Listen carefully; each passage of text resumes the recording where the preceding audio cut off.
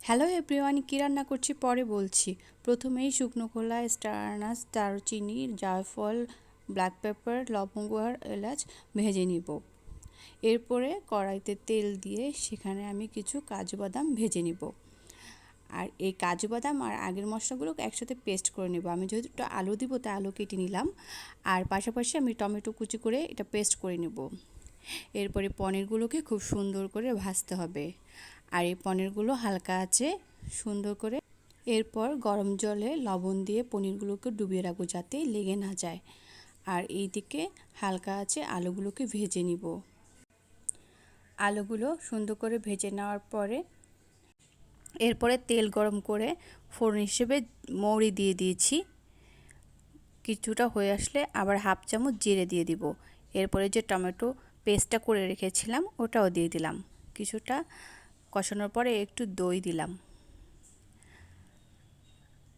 আর আদাও দিলাম একটু। আর ওই যে সেই মশলাটা শুকনো খোলায় করে রেখেছিলাম সেই মশলাটা দিয়ে দিলাম, আর সাথে সাথে ফ্লেভারটা চেঞ্জ হয়ে গেল। একটুখানি জল দিয়ে নেড়ে চেড়ে একটু হলুদ আর একটু কাশ্মীরি লঙ্কা গুঁড়ো দিয়ে দিলাম। কাশ্মীরি লঙ্কাটা মূলত কালারের জন্যই বেশি ব্যবহৃত হয়। পরে আমি একটু কাঁচামরিচ কুচিও দিব। এরপরে সুন্দর করে কষিয়ে একটু প্রয়োজন মতো লবণ দিয়ে দিই। এরপরে আলুটা দিয়ে দিলাম। যেহেতু একটু আলুটা সেদ্ধ হতে হবে তাই আলুটা একটু আগেই দিয়ে কষিয়ে নিলাম। এরপরে প্রয়োজন মতো জল দিয়ে দিলাম। আসলে যতটুকু প্রয়োজন ততটুকু জল এখনই দিয়ে দিলাম। তারপরে ঢাকা দিয়ে দিলাম যতক্ষণ আলুটা সেদ্ধ না হয়।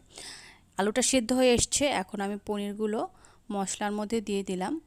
হালকা হাতে রান্না করতে হবে, যদিও পনিরগুলো ভাঙবে না, তারপরও চেষ্টা করব যাতে একটু না ভাঙে। দেন ঢাকা দিয়ে দিলাম কিছুক্ষণ সময়ের জন্য। আর এরপরে আমি একটু কাঁচামরিচ কুচি দিয়ে দিলাম, যেহেতু আমি অন্য কোনো মরিচ দিইনি। সাথে দিয়ে দিলাম ঘি। ও তৈরি হয়ে গেল আমাদের পনির মশলা। কেমন হলো জানাবেন কিন্তু কমেন্টস করে। Bye bye.